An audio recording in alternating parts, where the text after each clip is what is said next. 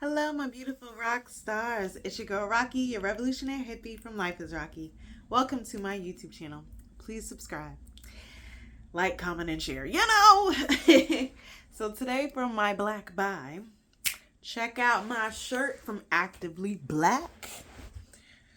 Doo doo. All right, so I'm going to explain the context of why they created this shirt. Okay.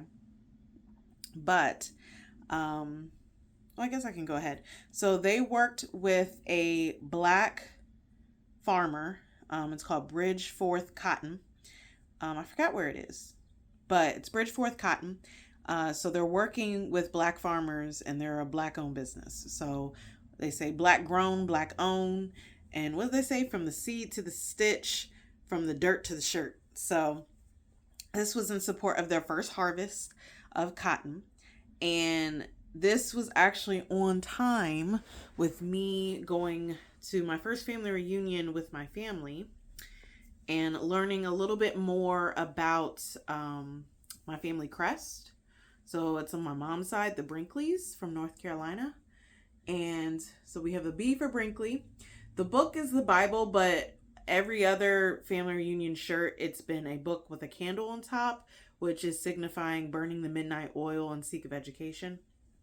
And then this is for brick masons, because we come from there. And then this one is from sharecroppers, which I didn't know that we came from sharecroppers. Not that surprising, since I come from enslaved African ancestors. But yeah, and then in North Carolina too. So and it was so I learned that about the family crest, and then I saw this shirt, and it was such a moment of so my ancestors, we come from sharecroppers, and then my mom told me stories about, so she was born in North Carolina during segregation. Her parents moved her to DC, but she would go back to North Carolina for the summers and be with her cousins, and she said she would pick cotton while she was down there. Now, come to find out, when I was a teenager and especially young adult, our family has a bunch of land in North Carolina that we own. So seeing this shirt, okay, and then reclaiming the fact that it was us who made this country rich. It was us who did all that work, all that labor. Okay? Black premium cotton.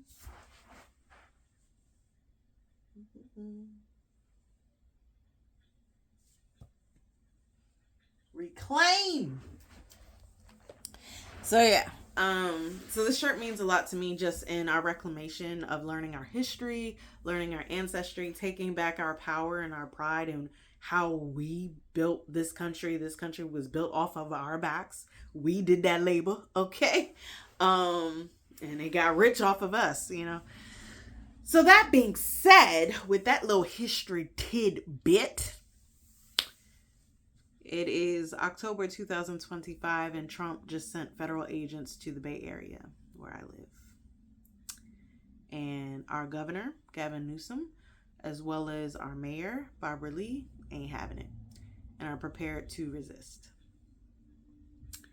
And there has already been conflict, this morning. and I'm releasing this on Friday, so yesterday morning. But yeah, I have been saying this for years, that we should have just let the South secede. Now, the reason why is because they had all the money, right? Cotton, tobacco, they had all the money. They were sending it to the North to get processed, right? So the North couldn't let them secede. That was their money, right? But we should have let them secede, because ever since then, it's just been nothing but compromises.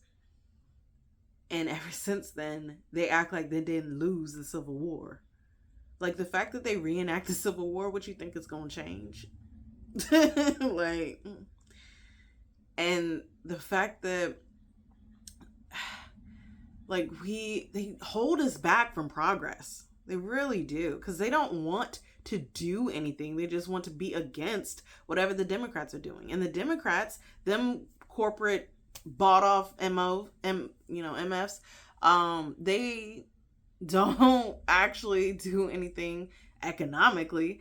It's just the cultural facade of change where they're wearing damn kente cloths and kneeling. I'm just saying. And they kowtow to the Republicans. And I am so tired of the boomer argument with voting where it's like, well, you can't have a Republican. It's like the Republicans have always been bad. Ever since Lincoln and the change of the parties, the Republicans have always been bad. Okay?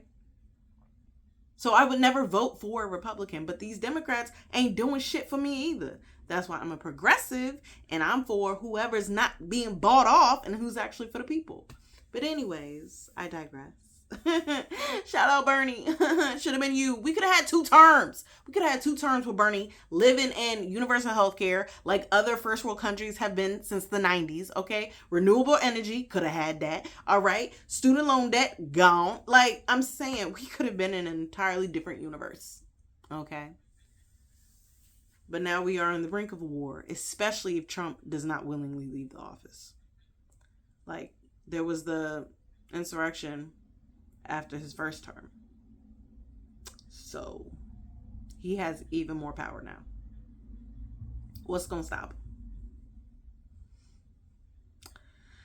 But anyways, yeah, we should just let the South go.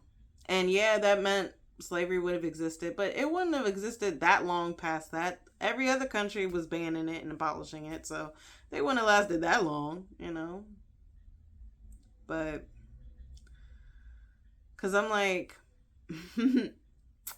all right, we're forced to stay with you. But then let's do Jim Crow segregation for the next 100 years. Like, let's do redlining. Let's let's do the poll tax. Like, let's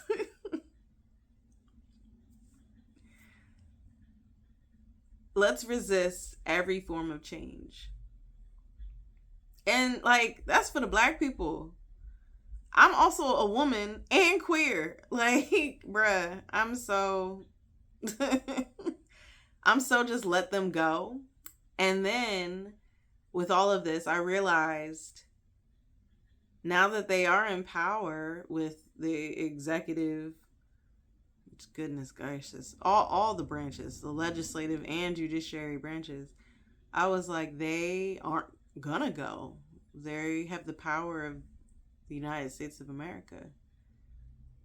So if there's going to be a divide, if there's going to be a divorce, the blue states are gonna have to leave. And trust, California, Oregon, and Washington have already been collabing. We've been collabing with healthcare. California was the 5th largest economy in the world pre-pandemic. I don't know what the stats are around now, but past the UK, like, that's what I'm saying. Like, we can do it. Bye. But yeah, the other blue states are with it too. Like,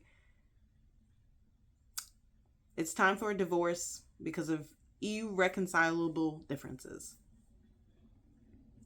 People think we're debating opinions and beliefs and values. There is no debate when you are against my right to exist. There is no debate when you are trying to control my body. There is no debate when you're trying to enact violence towards me legally. Like, and I'm not surprised that we got here. I'm not surprised at all, because this country has tried to hide and erase and retell its history from its foundation with the fucking Thanksgiving story with the pilgrims and shit. You mean the genocide of the indigenous? And I just learned about residential schools this year. Look into it, y'all. Like, bruh, what is we doing? What is we doing? And like,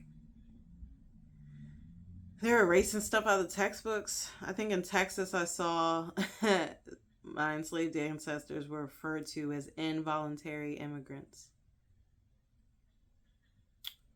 So we just gonna slip the transatlantic slave trade under the rug like that ain't happened? Or they be saying, oh, it wasn't that bad. And for all the people say it was so long ago, forget about it. My parents, I am 33. My parents were born during segregation. My parents were 11 when Dr. King was assassinated. I myself marched with Black Lives Matter in 2014 and 2015. Not the 2020 when everybody was sitting at home with nothing to do. Before that. The first time, and I was like, oh shit, the ancestors is speaking to me. I had stuff on the line. I was in grad school. I had my professional license on the line if I got arrested. And I was like, nah, because the police are actively killing my people. Black Lives Matter was created after Trayvon Martin, but when I protested, it was with Eric Gardner and Mike Brown. And the Ferguson protests were met with violence just like our ancestors. We are not that far removed. Again, look what is happening currently. And it's like, bruh, I am done. I am done trying to force people that I am human and I have the right to exist. I am done.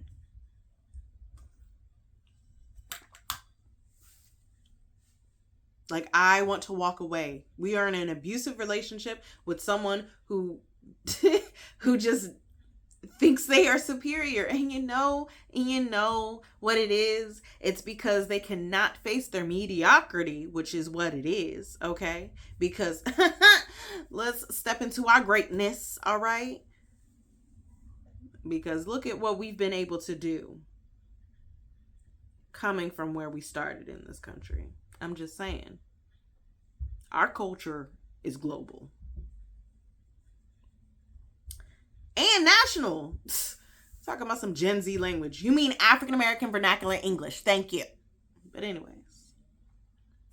And it was funny thinking back to the economy, because I was like, we couldn't let the South secede back in the Civil War because they were the money. But now all the urban cities are the money and the South is not. So the South probably wouldn't let the blue states secede. But it's time for a divorce, y'all. It's time. It's been time. Like, again, should have divorced in the Civil War and just like, bye, bitch. We'll figure it out. Bye, bitch. Because, bruh, like, there's no changing their minds and hearts, especially now. Like, with MLK and the protests, they needed the really racist sheriffs and governors and stuff so they could put that violence that they were experiencing with non-violent protests on national TV and people would care. But with Eric Gardner, we literally witnessed live a person being murked. And people still didn't care. People still dehumanized him and devalued him. And I mean, yeah, we've been desensitized from violence due to movies, video games, music, things like that.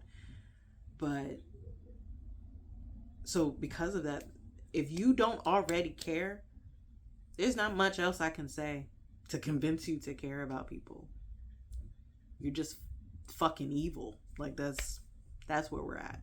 And the credit I will give to colonizers, the evil genius that does exist, mediocre in every other aspect, but the evil genius is centuries long psychosocial warfare against Black and indigenous people. Like, that was some smart shit. My baby is stirring. Let's see if she wakes up. Yep, she's coming. It's time for a divorce, America. Blue states and the red. Time to go. Because I'm not having it anymore. I'm ready to walk. I can't take this abuse no more. But all right, y'all. Let me know your thoughts in the comments below. I don't even know what to tell you on these turbulent times. This is the first year. I don't know what the next 3 gonna look like.